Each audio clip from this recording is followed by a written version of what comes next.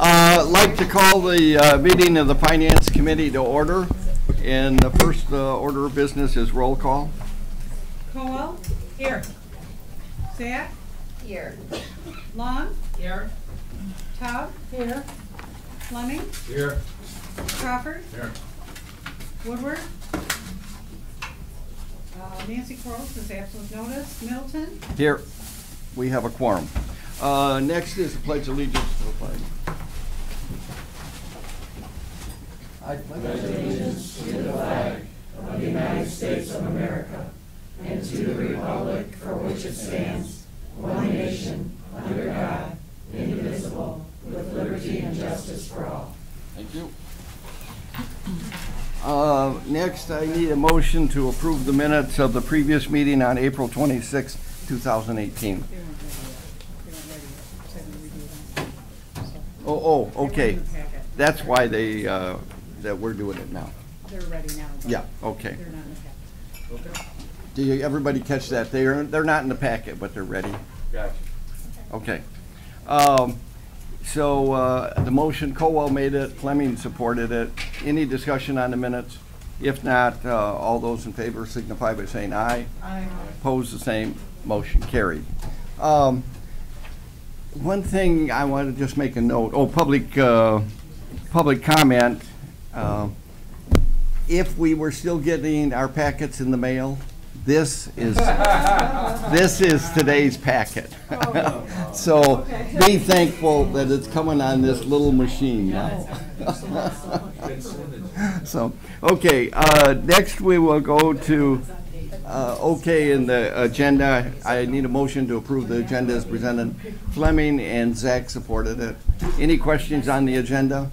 If not, all those in favor signify by saying aye. Aye. Opposed, the same. Motion carried. Thank you. Next is public comment. Is there anyone from the public that would like to address the Finance Committee this morning? Seeing no one, I will close public comment and move on to the consent agenda. Contingency report. Okay. Okay, so now we are to the consent agenda. Contingency report, I'm sorry. Okay, I'm not with it yet this morning. The contingency report, and Fleming made the motion and Cowell supported it. Any questions? If not, now you want to go through the contingency report. I'll be quick. Yeah, I don't know why I'm in a big hurry this morning. We haven't got a time constraint. Okay, go ahead, Lynn. It's this 1,000-page packet that's throwing us off, right? Yeah, this is really, I know, daunting. really throwing me off. So. Okay. All right, so on page 1 of the contingency report, which is page 9 of your PDF, there are no items on today's agenda that impact the amount. The balance is $50,294. If you go to page 3, which is page 11 of your PDF, we have item number 12 on the agenda, using classification and rate change dollars for the Human Resource Department increase to medical director salary. For fiscal year 18, it's using $15,404. And for fiscal years 19 and 20, it's using $47,797. On page 11, which is page 19 of your PDF, this is the bulk of the items in the agenda today, using fund balance. So there are items 1A through 1R for the local road improvement program totaling $619,266. Then we have items 2A through 2HH for the school drinking water station program using unfunded mandate fund balance of $509,316. And then finally, items 3A through C for tri-party totaling $217,535. And then on page 13, which is page 21 of your PDF, is the West Nile virus report. So that'll be in your packet now through the end of summer. Okay. Are there any questions on the contingency report? If not, that's a all those in favor signify by saying aye. Aye. Opposed, the same. Motion carries. Thank you. Next, we'll go to communications. We'll take communications A, B, C, D, E, F, G, and H all together. Need a motion to receive and file the communications, Crawford and Zach. Any questions? Yes, Shelley. I have a couple questions. Okay. Sheriff, sorry, about the dogs. Oh. No, most of us aren't worth that much debt. Two dogs. I thought we had a United States company that was training dogs for a while. We purchased the dogs from a United States company, and Okay, we train them here at OCC Police Academy. But they come from Europe. It They- said they come from Europe. That is correct, they always have. Oh, okay, I'm sorry, I thought we did. Okay, I have another quick question. Yes.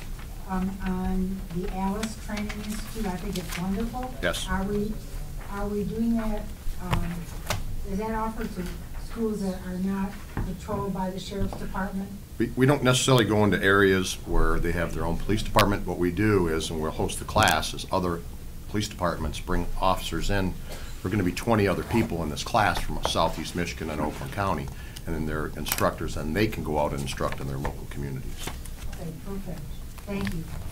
Thank you, Okay? Under Sheriff. I also have a question for John Cooper Ryder on the circuit and probate court. Oh, right here behind you. Shelley, right behind you, okay. But I'm here for him.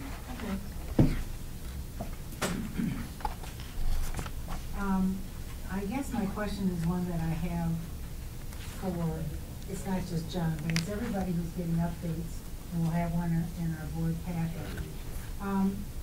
I think there's kind of a, what's the word I'm trying to, we keep updating technology using the same old software. And I'm wondering, and putting them on exception reports for the most part. And I'm wondering, when we buy that software initially and did it as we should be doing, does that mean that the software companies, when they put updates, are they doing the best job they can? When does the time come when we need to rebid the whole thing? I know it's a pain to rebid, I get it. It's a pain to retrain people, but are we getting the very best, and are these companies actually doing the very best they can with the latest stuff, or are we just kind of getting odds and ends? I don't know the answer to that. And I'll go along with you, Shelley. They program in such a way that you have to keep using them rather than to, and Yeah. sometimes, can we write contracts that don't do that? Well, there are certainly, we ask for certain open source things as much as possible. And really, these are more than software because they're hardware, they're actual recording racks. So Yeah. we'll have digital recorders, and the upgrades that we currently need are both hardware and software. They're just no longer supported by the vendor, which I believe is because they can't get parts for some of the older systems anymore. If we rebid it out, we are looking at a pretty substantial investment to reinstall a whole new system. The upgrades are typically less expensive to just bring a system up to a current standard than to replace everything. Well, I'm wondering when we start to step in and say, enough is enough. I don't have that answer, but I think we need to ask IT people eventually. There is a benefit to having all of the systems on the same, because we have 25 of the systems overall that are on JAVS. So changing one or two or a few and rebidding them out as they come due could represent kind of a support nightmare for us in having different systems. I'm not suggesting that, and it's not you. It's everybody. I'm wondering when the time comes that we say we need to rebid this. Or are we going to be stuck with a company, and then I had this personally happen with me, a company that finally goes out of business and then we're really in trouble, or they merge with another company and you're in, that happens too. I just wonder, and I'm wondering out loud, when the time comes for us to say enough is enough, we need to rebid the whole package, retrain everybody and be done with it. for a while. When- I don't when- have that answer. Yeah, when you bid these out, you're working through purchasing. Purchasing's here. Yeah, go ahead. Well, we have researched this particular software package and hardware. There are very few vendors, you know. We have incorporated one company to do some small stuff. But Javs is pretty much on this side of the Mississippi. They have the whole East Coast that they run. Probably the next best thing is if there's a technology breakthrough and somebody else comes into it, we would have the opportunity. And possibly then we could do it in, you know, sections or ways. But right, we did look, there's just nobody else out there that does this. It is, it's a tough, they buy up all the small companies, and then what they do is, their equipment, they buy off-the-shelf stuff, and then they go in and they just tweak it a little Put bit. another screw in there, Yeah, yeah. and then they make it proprietary, so you're sort of stuck. The one So it nice. is a monopoly. Sort of. The one nice thing about this system, about the JAF system at least, is the videos that it produces over some of the other vendors that we've experienced, is they are non-proprietary files. So they'll play in any player, they don't require a specialty player. So that part is No, I'm good. not questioning what you're Yeah. doing, I'm questioning the whole Yeah. thing. Yeah. Okay, thank you very much. And being everything goes through purchasing, there is a screening. You kind of keep an eye on if another department's using the same type of equipment. If they're going to need an update real soon, you can coordinate that stuff. Yes. So, okay. Any other questions? Shelley, you got any? Okay, I have item E is the retirement system annual actuary report, and what are we 102%, Lori? I'm looking at Lori for. I'm trying to get to items. Yeah, 102.6, I believe, And the VEBA report just came in. is 143. Yeah. So we give a different retirement report than most counties around the nation. So we're overfunded. We're over 100% funded in both our VEBA and our retirement fund. So, They count the fiscal plan. yeah. They measured it. which then also, when it's that way that funded that much, we don't have to take out a general fund to support that retirement. Anything else on communications? If not, Anita, all those in favor of accepting the communications signify by saying aye. Aye. Opposed, the same. Motion carried. Thank you. Next, we're going to go to the consent agenda. Consent agenda, I need a motion first. Fleming and Tom. Fleming, the consent agenda is broken into three areas. One is pilot road improvement. Then part two is the drinking water funding. And then the third one is the tri-party, which is, we've been on the consent agenda for a long time on that. But that takes care of a whole lot of business if we're willing to take that as a consent agenda. If we pass the consent agenda, then I have to call for a public hearing. But so that's the process we're going to do. Any questions on the consent agenda? If not, call the roll. Cowell, Yes? Zach, Yes. Long, Yes. Taub, Yes? Fleming, Yes. Crawford, Yes. Middleton. Yes, motion carried. Thank you. Next, with that passage of the consent agenda, I have to call a public hearing to be held at the Board of Commissioners meeting on Thursday, May 17th at 9:30 a.m. For the local road improvement projects 2018-16 through 2018-31 and multiple year project plans item 1A through 1R. So I've declared that we're going to have that public hearing. So, okay, next is, we go to the regular agenda, and you can pass about 3 or 4 pages. And the regular agenda, we're starting with item number 4. It's the Sheriff's Office authorization of the sale of recovered and stolen property in Springs auction. Need a motion. Zach is moving it. Fleming is supporting him. Good morning. This is the annual spring auction. You can see the list is a little light, and the reason it's light is that we've, working with Corporation Counsel, found that the state statute, cities, villages, and townships can keep the money from the sale. Counties can't. And we've been doing this for, I can't tell you how many years, so we're seeking a legislative solution to this. The state has first shot at it, so we figure we'll push everything off till October, see if we can get a little better resolution on that. It's not a whole lot of money yearly, it's maybe $24,000 to $40,000 a year, but we don't want to send it to Lansing. Sorry. Any more than we have. But that's, yeah. Okay, any other discussion? So the county usually sells surplus equipment like from Parks and Rec and. Yeah, that has nothing to do with this. It's sheriff's stolen and recovered property or abandoned property. Okay. Oh, so they're still gonna have the spring sale? Yes. There's yes. still quite a few vehicles. Yeah, and these that few come- items will go in that, but the rest of that is not related to the sheriff's office. It may be sheriff's office cars, but we lease those cars from Sure. Central Garage. Okay. Is there any more discussion then on item number 4? If not, call the roll. Zach, Yes. Long, Yes. Cobb, Yes. Fleming, Yes. Crawford, Yes. Cowell, Yes. Middleton. Yes, motion carried. Next is Sheriff Office revised fire dispatch service agreement with the Township of Groveland, April 1st of 2018 through March 31st of 2021. Need a motion. Long and Zach. You previously had approved a dispatch contract with Groveland Township. We're bringing it back because Groveland Township has decided to end its relationship with the Village of Holly.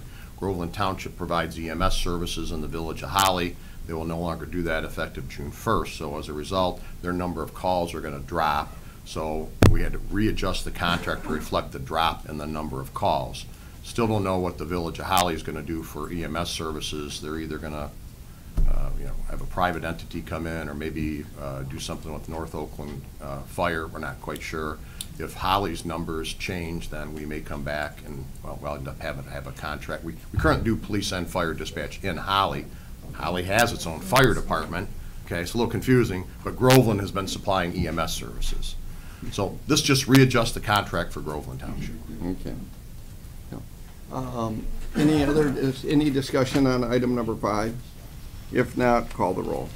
Long, Yes. Cobb, Yes. Fleming, Yes. Crawford, Yes. Cowell, Yes. Zach, Yes. Middleton. Yes, motion carried. Thank you. Next is still the Sheriff's Department, and I also have Cunningham on here. He's in Do Arizona. you want to announce that?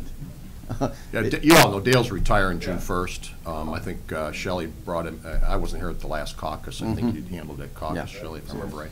Yeah, so, but Okay. he So- may be retiring, but he's not going away. Okay. Oh, wait.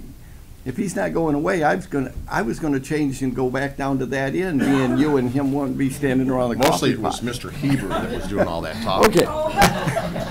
Item number 6, we gotta talk, item, fiscal year 2018 Violent Offender Task Force, votive, and I need a motion. Cowell and Tom. So go ahead. We have a joint agreement, a memorandum of understanding with the U.S. Marshal's Office. One of our deputies from the Sheriff's Fugitive Apprehension Team is assigned to the U.S. Marshals. That gives us actually a force multiplier. The U.S. Marshals, in exchange for that, gives us money back to backfill it on overtime for us to go out and get violent offenders. It's a great relationship we've had for many, many years. This just formalizes the reimbursement of the overtime. Okay. Any questions? If not, call the roll. Cobb, Yes. Fleming, Yes. Crawford, Yes. Woodward, Yes. Cowell, Yes. Zach, Yes. Long, Yes. Middleton. Yes, motion carried. Thank you. Next is Sheriff Office 2018 Joint Terrorism Task Force grant acceptance. Fleming and Taub. Sheriff Bouchard is a member of the Joint Terrorism Task Force that the FBI runs in Detroit. He's on the executive board. We have a sergeant that the county funded that is assigned there full-time. He has top secret clearance. He, along with many other police agencies, are assigned to the Joint Terrorism Task Force for matters that affect Southeast Michigan and Michigan in general when it comes to terrorism or any other threats that may occur. The FBI, the federal government, reimburses us up to $18,042 for his overtime. Okay. Any questions? If not, call the roll on item number 7. Fleming, Yes. Crawford, Yes. Woodward, Yes. Cowell, Yes. Zach, Yes. Long, Yes. Taub, Yes. Middleton. Yes, motion carried. Thank Thank you. you. Next is item number 8.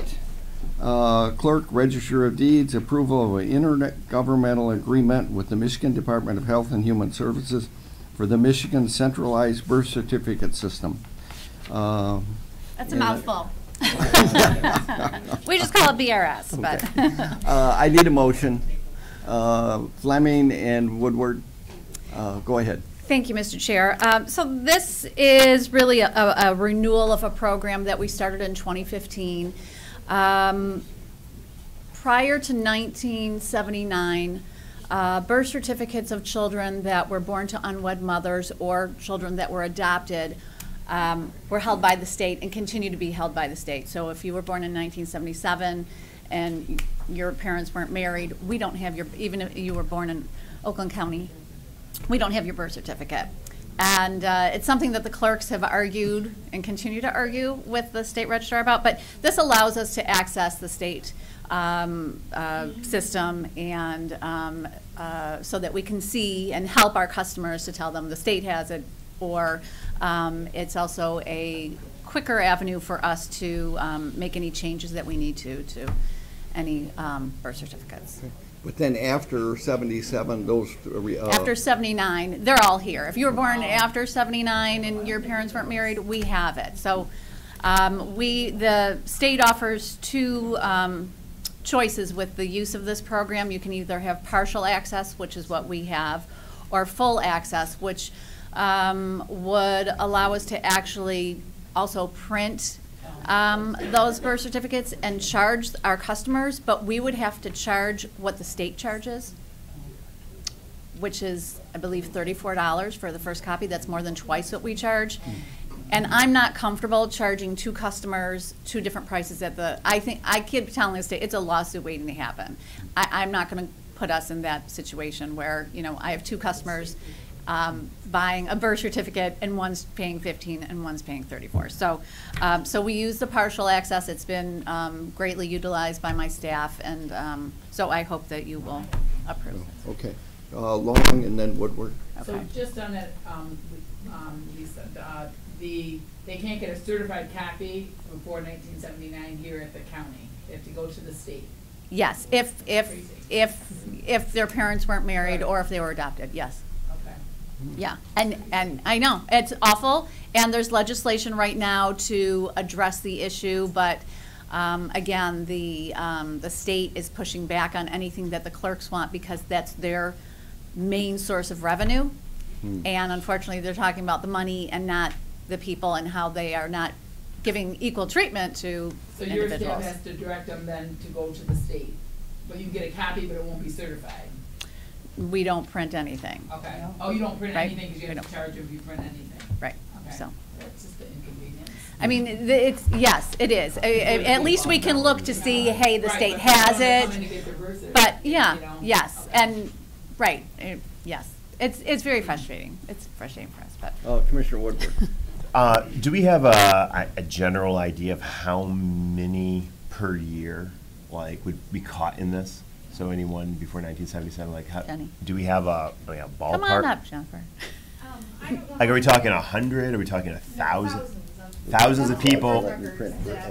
Now, we have people come in the office every day. This only, this also refers to birth certificates that someone comes in and says, I was born in Oakland County. We don't have the record. We can't find the record. So we utilize the state system, and we notice that it's in Wayne County.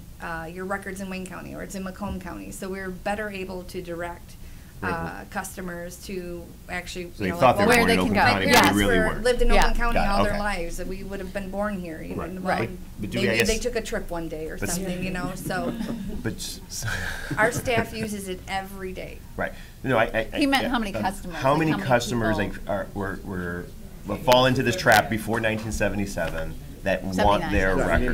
79. 79. 79.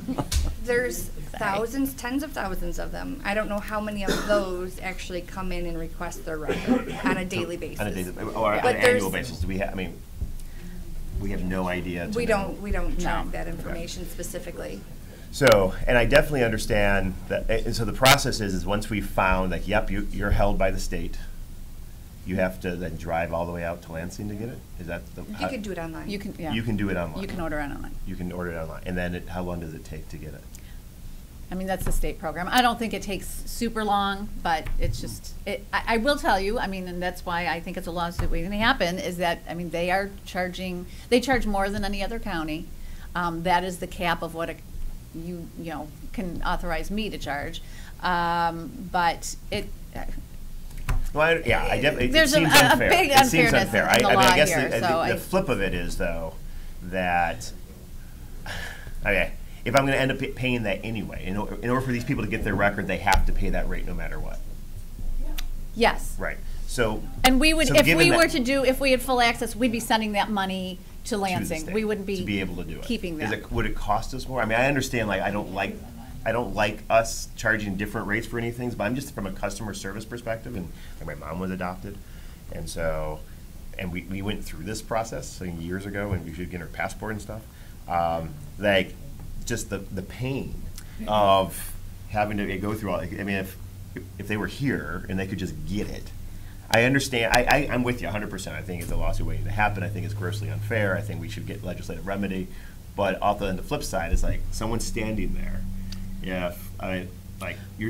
Well, it's the in our same posi- thing, I mean, it's we're the not same gonna- thing if somebody was born in Wayne County, we can't help them either, right? I mean, we can't access another county's records. I wouldn't be able to print those out for them either. Right. So No, I it's- understand that, but we could on this one. No, you can't do other counties. I know, but we could do Oakland County ones. But If we did then full then access, if we had full but access, does that yes. cost more money Does what cost more to money? get full access? Yes, yeah, and we'd have to pay them every time that we print off one of those.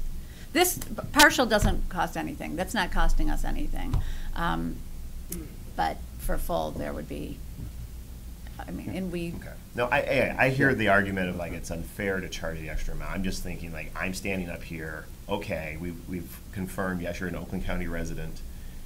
You're caught up in this system.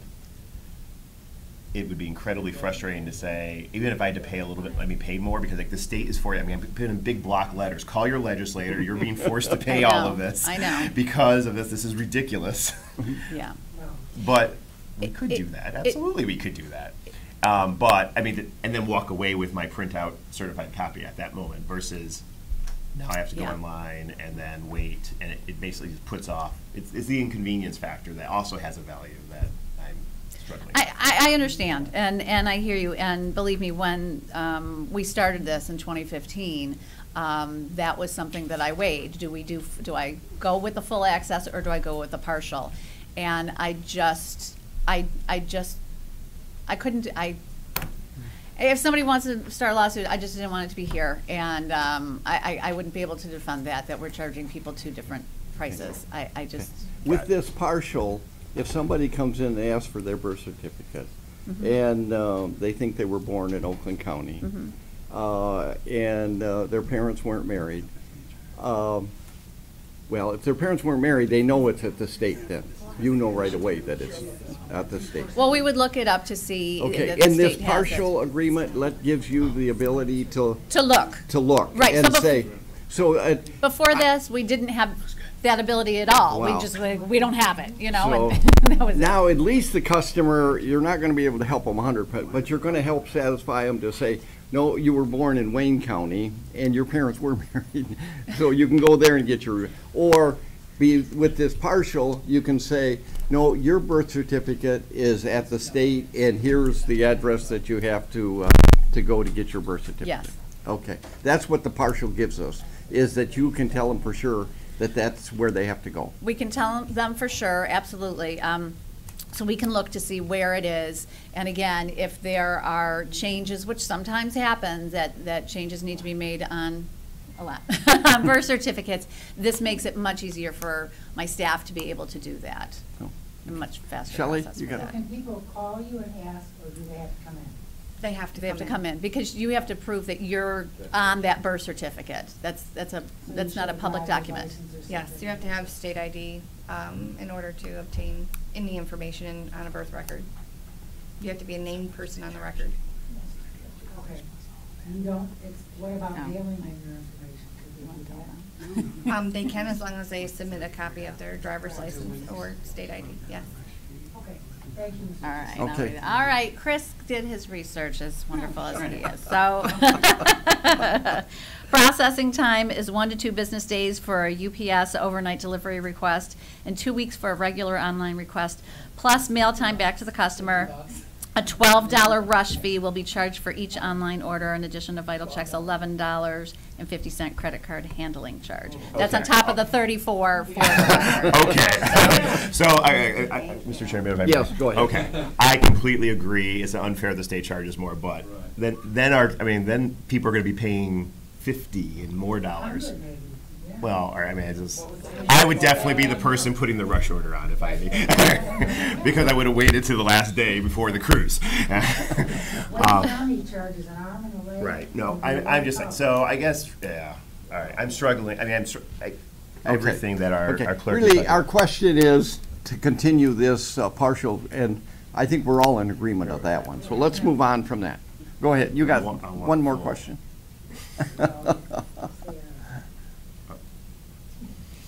Okay. I guess the other question, and this is, I don't think this maybe it's not related. If it's not, we can maybe stop it. But if you're born at Beaumont Hospital and you live in Commerce Township now, is the only place to get your birth certificate to go back to Royal Oak or Beaumont Hospital in Royal Oak, if that's where you were born, or the county clerk's office to get your?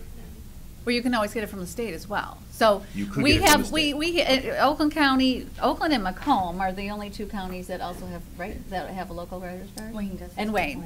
So that it's not just the county that you can go to, if there's a birthing hospital, that's the right word? If there's a birthing hospital and population is over such an amount, then they are. Then that local clerk, That local clerk can do it, but May other clerks also- can't process it.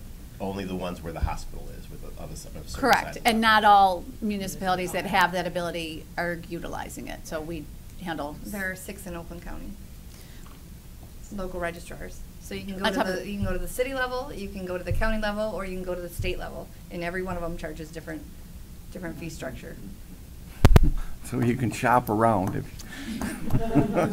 You could, and you know, I will be coming to you soon with a report on this, but a couple of years ago, you were very generous in allowing us to have a program to reduce or waive the fee for someone who's facing extreme hardship and getting services from an accredited social service agency.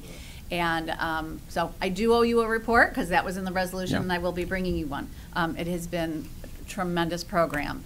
I mentioned it to the local clerks of Oakland County to see if maybe they wanted to adopt that in their municipality for those that are local registrars.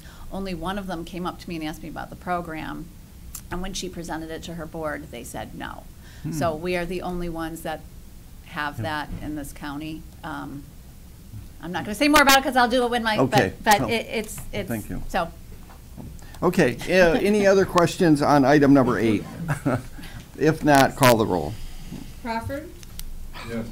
Woodward, Yes. Cowell, Yes. Zach, Yes. Long, Yes. Tubb, Yes. Fleming, Yes.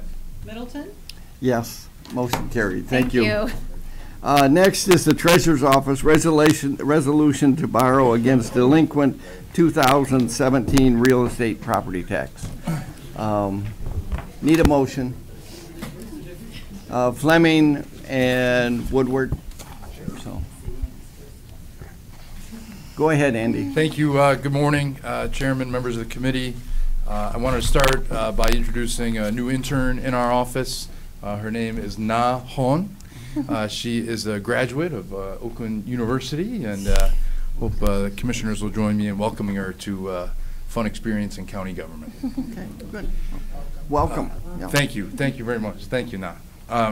So we are, thank you. So we are doing our annual borrowing for the Delinquent Tax Revolving Fund. We have a resolution before you to facilitate that. We're looking at about $63 million in delinquencies, which is continuing to move in the right direction, going down. We're seeing all the indicators in this area positive. But we have borrowed $25 million each of the last several years, to make sure that when we work with each of the local governments to front them the money for the delinquent taxes, that we've got the cash flow within the Delinquent Tax Revolving Fund to be able to do that, and that the Delinquent Tax Revolving Fund can continue to be a bit of a buffer for us for our broader economic and financial health. And so, with that, and of course, Jody Weisler Defoe, my chief deputy, and Ross Gavin join us, and be happy to entertain any questions. Okay, any questions? How much is this less than what we have? You say we're going in the right direction. I assume that 63 million is going down. 1.3 million lower than last year. We're down 3.3 million from last year, so Okay. we were at about 66. What was the peak in 09? Is it 130 010? million? No, highest was 155. Oh, 155. Yeah, and so that was, we were up to 155 million for the 2009 tax year. So, And because it's a 3-year process, the 2009s were tax foreclosed in 2012, Whoa. and that was the most number of properties that we had, which was about 1,650 yeah, now we're down to 600 or something. Yep. at the most. Yep. I mean, We were this- 555 is what we foreclosed on last year. Yeah. So, and this year we're looking at, Probably, 450 probably. well, yeah. yeah, so heading in the right direction, and we never got to quite the scale of some of our neighbors, but for us, 1,650 is a lot, and frankly, one of these is too many, which is why we try to focus so much on doing the payment plans and connecting people with Step Forward Michigan, which has still got funding available, can pay up to $30,000 of a delinquency. We've had about $11 million come to Oakland County families through that program. Okay, any other questions on item number 9? If not, call the roll. Woodward? Okay. Cowell? Okay. Zach? Yes. Long? Yes. Tubb? Yes. Fleming? Yes. Crawford? Yes. Middleton? Yes, motion carried. Thank you. Thank you. Next is miscellaneous, item number 10. Central Service Department of Aviation Transportation Division, position deletion and position creation. And this was in Human Resources yesterday and passed unanimously. The Airport Committee, Long and Crawford. And yeah. We also have Colwell and Woodward on the Airport Committee, so it shouldn't have too much trouble in this committee. So, okay, we have a motion before us. Go ahead. Cheryl. Thank you, Mr. Chair. Cheryl Bush, Airport Manager. Here to seek support for conversion of a part-time seasonal position to full-time maintenance labor position. We've had some challenges recruiting part-time seasonal workers, and we also have a need for some of the labor's responsibilities year-round, and so we're seeking to make this conversion, and it will be funded through a reduction in overtime and the remaining portion out of the airport fund. Okay. Any questions? Any comments? Yes, Tom? Yeah, okay, that was my, you answered my question, Cheryl, thank you very much, and I see it now, I finally saw it, after working hard, it is funded by the airport. Yep. So, Cool. Thank you. okay, if there's no questions, call the roll. Cowell? Yes. Zach? Yes. Long? Yes. Tubb? Yes. Fleming? Yes. Crawford? Yes. Woodward? Yes. Middleton? Yes, motion carried. Thank you. Thank you. Next is item number 11, Central. Yeah, the airport, don't leave very quick. Sorry. Item number 11, and that's how you're paying for that adjustment, is on this Exactly. number 11. Central Service Air Division, Aviation Division, Airport Land Lease, Mr. Hanger LLC. Need a motion. Tobb is moving it, Crawford is supporting it. So, okay, go ahead. This is a renewal of an existing long-term lease that's due to expire at the end of August, and so the leaseholder has requested a new extension, and this is for Mr. Hanger, a part of the Corporate Eagle project. So this property will be sold, and they're looking to have a fresh lease prepared. So, okay, any questions? Yeah. If not, call the roll. Zach? Yes. Long? Yes. Tubb? Yes. Fleming? Yes. Crawford? Yes. Woodward? Yes. Powell? Yes. Middleton? Yes, motion carried. Thank you. Thank you. Okay, I got human resources, and then I have airport again after that. But item number 12, human resources, increase to medical director salary.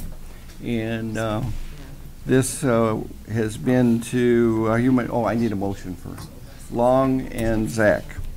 It's been to Human Resources and passed unanimous yesterday at Human Resources. Good But morning. go ahead. Yeah. Before you is a resolution to increase the salary paid to the medical director classification from $173,342 to $203,826. The Human Resources Department recently conducted a survey of 6 local counties and the city of Detroit, and the results were that we were lower than 3 of those municipalities by between 15 and 30% in salary. The Health Division also provided us with an outside survey that was done of physician salaries that indicated typical salaries of a preventive medicine doctor is upwards of $230,000 per year. The current medical director has tendered resignation, and the last time the Human Resources Department opened this classification in 2010, there were 3 qualified applicants for this. We are fairly certain opening it this time will result in as few, if not fewer, without increasing the salary range. So we're asking for approval to increase the salary. Okay. Yes, Commissioner Long. So you said that some of them were 30% Yes. higher than this? Wayne County and the city of Detroit. Or 30% higher. So do you think the 17% increase, you're gonna get some good applicants? We're hoping to be, So, I guess I'm We're asking hopeful. because- we're hoping to be more in the ballpark. Okay. Not, you may have to come back. If not, they'll come back. I remember with the medical examiner at the morgue, we came back a couple times before we set it. Yeah. Right. Okay. Okay. Okay. Just making sure it's enough to get a good, Yeah. good director in there. Okay, Commissioner Tobb. Yes, are we still doing that? This is Yeah. that comprehensive study of salaries? We They're are. trying to keep Okay, her. We are. This is an exception Correct. to that? Correct. And we did ask the consultant, we have not received their salary benchmarking survey results yet. We did ask them what their survey benchmark brought forth in this classification, and they said they were upwards of $200,000 per year. And I have one more question if I may. Okay. Kathy, is this a statutory position? Yes, it is. We can't operate our clinics without this position. In addition to all of the other responsibilities and mandates we have to look at what's going on with vector-borne disease, infectious disease, animal bites, vaccine preventable disease. It's a 24/7 job. She's on call with hospitals, gets daily calls, gets calls in the middle of the night. it's a very, very, very demanding position. So what are we gonna do when she leaves if we don't have somebody like that? So the backup plan would have to be that we would have to work out an exception with the state for a temporary period, that we would get as close a match as we could for a temporary doc to oversee this.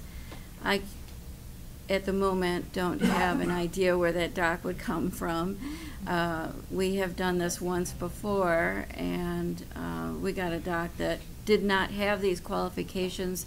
You can get an exception from the state, but then you also have to get agreements from another state, another county that does have a qualified doc that would be willing to be on hand for consultation, and perhaps they sometimes require that they have to come in once a week to oversee the work that's being done. Plus, the tuberculosis work is very demanding, requires great deal of expertise. It's, we're looking at potentially contracting with our current doc to be on hand for consultation to help with that expertise. Where's she going? She is taking an opportunity for a paid opportunity to receive another credential that would give her more opportunities. So she'd be going out to another state. So do we go to Ann Arbor to the Wonderful Public Health? Oh, all of their docs that are going through the preventative medicine program cycle through the health division, do a rotation here. So we know them all firsthand. The problem is, in any medical school that has this program, by the time they've completed, they're already signed up somewhere for a position. It is they're few and far between. So we're looking to hopefully attract someone from that already has a job, to be quite frank, because the ones coming out of school probably have something lined up. Do we go into public health services? Oh, you definitely need to try to tap that, and in fact, I actually have a friend that works in that service out in Arizona. I'm trying to get her to circulate it as well. Thank you, Mr. Okay. Chair. Did I have Woodward? My question got answered. Okay, Zach then? Yeah, I do have a question. Mhm. So we're bringing up concerns whether this is enough money. And I know that we have a policy that we can come back and do some additional bonusing if we have to. Yes. And so that we can do something immediate. That is correct? Yes, that is correct. And I'm just Okay. worried that we're not giving you enough to do successful recruiting. So just come back to us if you need it. Yeah. Okay, Commissioner Long? And then when is the current medical director leaving? June 22nd. 22nd. We talked her into another week. Okay. We're trying to talk her into staying. Commissioner Colwell? You give them the credential and take the pay. Okay, Commissioner Colwell, yeah. I imagine that these people that are graduating from this program would probably have heavy debt load too. Is that an issue with the Some do. program? Some do have tremendous debt load, yeah. Yeah, so they're going to go where they're The most, yeah. something to consider. Yeah. There was quite an article in the Oakland Press about this position, and I got a hint that maybe other counties have two people in this position, so that if somebody leaves, they're not in the bind that we are. Do have two, and in fact, those that have a heavy TB load, as we do, often have two docs, one that handles just TB, or they contract out for TB. Even that's hard to find. Very few do that work, and actually some have more than two docs. Oh, okay, and we opt not to have two? No, we don't opt not to have. So, Shelley, did you have a question? No? Okay, any other questions then? No. Okay, call the roll on item number 12. Long? Yes. Tubb? Yes. Fleming? Yes. Crawford? Yes. Woodward? Yes.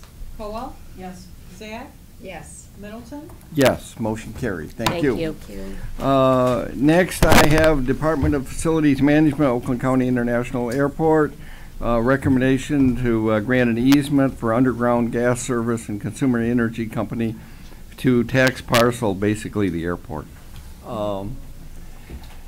Need a motion, and I got two airport members that haven't had this motion yet. So Colwell is going to move it, and Woodward is going to support it. And that way, everybody on the airport got a chance to have a say. Go ahead, Sheriff. Good morning, Paul Zackos. Yeah. Property Manager with Facilities. This is a resolution for the county granting a gas line easement for Consumers Energy. In this case, Jet One, which is an airport operator, is has a current land lease, and that tenant is expanding and building a hangar. In the process, the hangar is already being built. So the airport staff and Consumers Energy agreed on the route for the gas service line. And I've worked with Jody Hall in putting, well, Consumers Energy has their own, pretty much their own easement that they send out, but we did revise it somewhat to make airport staff satisfied. And this easement is ready to approve. And if there's any other questions. Right now, we don't have gas service on that north end of the airport. That's correct. Boy, This is will to help. accommodate the new jet suites where there were previous T hangars. Well, there's a gas, I think there's a gas main or a gas lateral, and this is just a service line, which is a plastic pipe that comes onto the property. Yeah.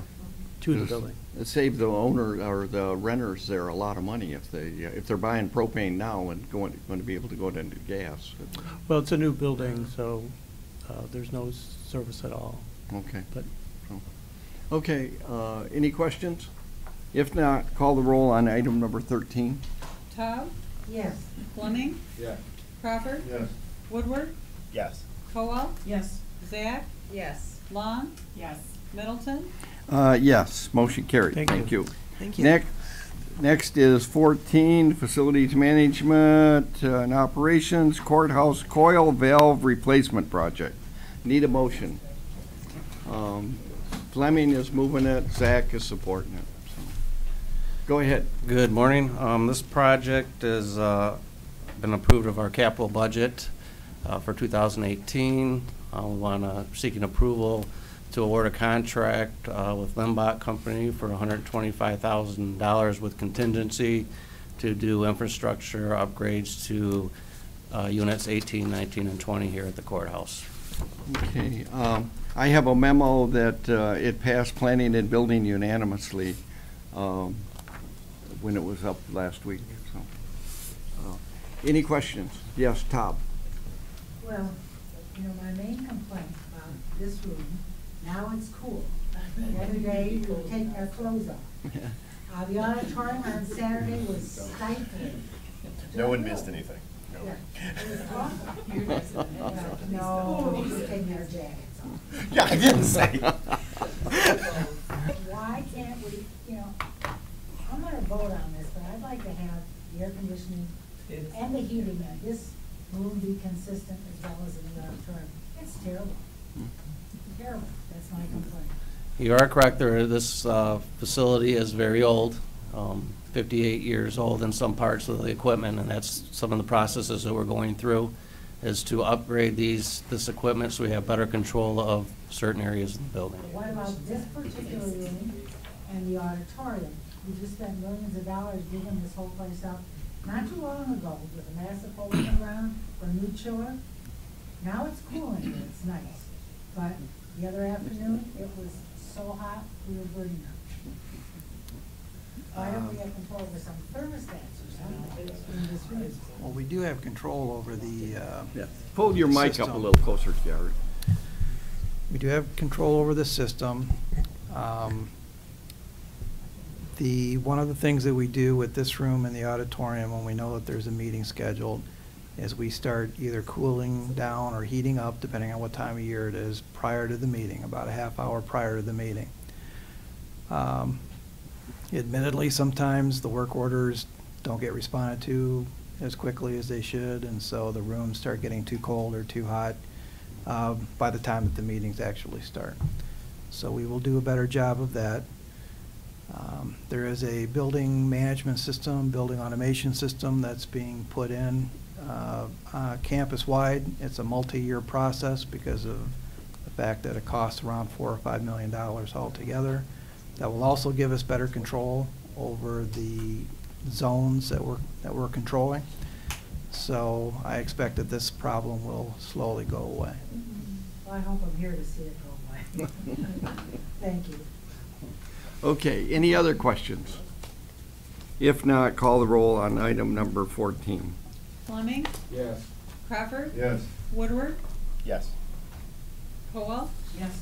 Zach, Yes. Long, Yes. Todd, Yes. Middleton. Yes, motion carried. Thank you. Thank you. Next is Department of Information Technology, Harris Corporation Contract 003778, extension through 2020. Need a motion. Okay, Crawford's moving it. Woodward supporting it. Go ahead. Good morning, thank you. I have Steve Murphy, of our supervisor of our radio team, and Jeff Neesmith, manager of our Clemens team. I'm Mike Tim, director of IT. This particular resolution is an extension of a contract. As you're aware, we are extending an RFP that's in evaluation right now to replace the radio system for the county. Harris currently manages that contract, and they provide maintenance parts. We provide most of the service with our team, but that parts contract is expired, and we would like to extend the current parts contract while the radio system RFP goes through. We expect it'll take a couple years before the RFP is evaluated. We just received them. One of the RFPs was thicker than your packet of documents today. It's a very, very large contract. I forget how many thousand radios that it will support, but it's for the whole county. So that's going to take a couple of years for us to implement, and that's why we're requesting this extension. Okay. Yes, Commissioner Woodward. Thank you, Mr. Chair. And so, is it fair to assume that Harris would be also bidding on the RFP? Yes, they are. Okay. There isn't that many contractors out there, are there? Not for a system of this scale. I believe we have two. Yeah, Motorola, are they Motorola still and in the Harris. game? Yes. Okay, and Harris, and who else? Motorola. That's it. Okay, that's it, okay. Any other questions? Fleming? I noticed that this contract actually expired March 31st, 2019. So is this something we've been working on and just couldn't get it under new contract and meet the March 31st deadline? And are we in jeopardy because we don't have a contract now? Yeah, we're not in jeopardy because this is basically just a parts contract. And yes, we have been working on it. There are a couple that we're working on related to this radio replacement, but yes, we have been working on it. Okay, Commissioner Woodward? So on, if we can't get through the new RFP process by the expiration of this, is it correct to assume that we would look to extend this a little bit further until we cross that? And if so, does it require action of this board, or can it be done unilaterally? I think it would depend on the dollar amount, but I believe it would have to come back to this board. I think our limit is, $5,000. And again, because this is parts and because of the timing, we are still estimating how long it will take, but the radio system will, the old one will ramp down while the new one ramps up as well, so there is some ability to leverage some of that timing as well. If I could clarify, normally we enter into contracts for 3-year periods with the option to extend for another 2 years. Once it goes beyond that 5 years, then only the board can approve the extensions. Okay. Yeah, So, thank you, Lori. So if the extension was required, it'd come back to Yes, this board. because it's been over the 5 years. Got it. Okay. Any other questions? If not, call the roll on item number 15. Crawford. Yes. Woodward, Yes. Cowell, Yes. Zach, Yes. Long, Yes. Todd, Yes. Fleming, Yes. Middleton? Yes, motion carried. Thank you. Next is item number 16, Department of Information Technology, second quarter 2018 development appropriations transfer. Need a motion. Taub and Colwell. Go ahead. Thank you again. Monica Tinsley from our Management and Budget Office that provides our support, and Jeanette McKenna is the manager of our Internal Services Division in IT. This is the quarterly transfer that we present basically to allocate the transfer of funds from the general fund into IT to pay for development that was completed in the second quarter, which ended the end of March. Okay. Any question? Yeah, Commissioner Taub. I just have nothing on the report, but I have a question about procedure, if I can, and Jeanette, you may know this. What capacity, do we have in the county for putting records on the cloud, as an example? The birth certificate thing, I'm just being silly about that, but let's say we scanned the birth certificates from 1817, whenever we became a county. I think that was 1818, somewhere around then, or 19, something like that. Let's say we scanned them all.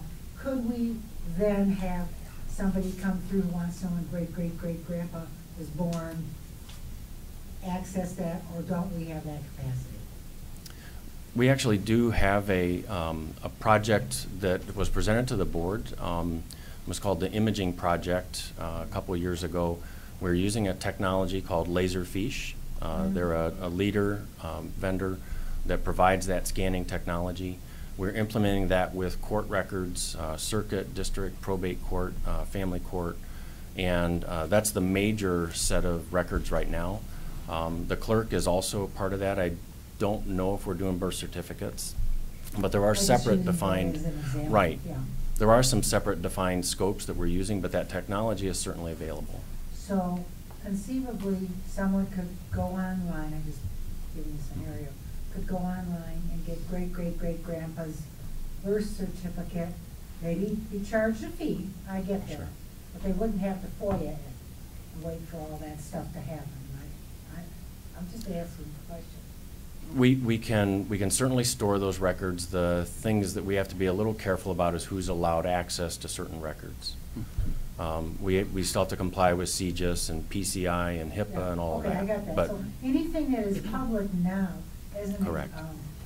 You approved a project several years ago for the reference library Yeah. to do searchable PDF documents for their genealogical records. I don't know what the status of that is, but it was a significant amount of money specifically so people didn't have to come into the courthouse building to search those records, so they could search online. Okay, well, I had a constituent call me, who was trying to find the records for elections, and they're all gone. You have to FOIA them, and I was concerned about that. Those are public records. If you file a finance report with the state or the county, anyone can go online, am I correct, and find it. There's probably different laws for different types of records, particularly for clerk and register. Yeah, so I think you, if you have a specific question, it's probably good to ask those departments. Yeah, I don't understand, my question to you is capacity. We could have, you should be able to look up anything that was online previously, currently, if that makes sense to you. I would think so. I'm not asking you, Lori, for anything that isn't public record, a matter. I think the birth certificates would be a bad thing, but. So when we first implemented imaging, I remember, and this is like probably going back more than a decade, but the approach that we took in order to spend our money most wisely was to start at a certain point in time and move forward. And then once we did that, and I'm thinking of the clerk's office several clerks ago, and then what they did is then they took money and they went backward as far as they can. But at some point, there's a return on investment issue that you have to think about, because you don't want to necessarily spend all that money to image for records that most people aren't going to ask for. Well, then if it's already a record. Well, they might be in record retention, or they might have put them on microfilm. And so, a long time ago, we used to do microfilm records. So it might be the issue of just that it takes a long time to search for those records because they're, because of the way the law was, they had to keep the paper records, I think, and so we had, remember at one time we had a big storage problem. Mhm. Oh, no, these are records that were formerly online. Okay, I don't know. Available to anyone who wanted to You'd have Google to ask it. Joe Rizzo. Yeah, I would have to, okay. But I just Okay. wondered if there was a storage capacity on, not at all. That was my main question. Okay, like election results, you can look at election results the night of the election, but then 50 years from now, can you go back and bring that file up? I think it depends what the department. I'm not As gonna someone be who interested. does that periodically. Oh, okay, it goes back to 2003 is what we can do today on election. Well, and that's partially because of the system that we use for the current election system. Yeah, It dates okay. back to 2000. So if anything before that, the records are clearly over in the elections division. They're just going to have to pull it out of the People- box. But sad thing is people are going to have to FOIA them and pay for the FOIA, and that is troubling to me, okay? I think you can just go over to the No. elections. It might be too. I think you can go to the clerk's office and look in the book. Yeah, I don't know about elections, I think some of the imaging contracts, correct me if I'm wrong, yeah, but the vendor actually collects money for the records, right, with some of those contractual relationships? I'm not They familiar store- with that contract. Yeah. I'd have to pull it. We do Yeah, but pay, the clerk's office, that was a concern, is that there was like a revenue sharing relationship, I'm talking about more than like 10 years ago. Okay. And so the company actually maintains the records, so it might be that you'd have to do a FOIA Okay. in order to collect the money to pay for the vendor who actually stores, I don't know. Oh, okay. I don't know. Thank Have you. to do some digging. Well, we partially answered the question for my constituent. Okay. Any other questions on item number 16? If not, call the roll. Woodward, Yes. Cowell, Yes. Zach, Yes. Long, Yes. Taub, Yes. Fleming, Yes. Crawford, Yes. Middleton. Yes, motion carried. Thank you. Thank you. Is there any other business to come before the Finance Committee? If not, after a rough start, I declare the meeting adjourned. Thank you.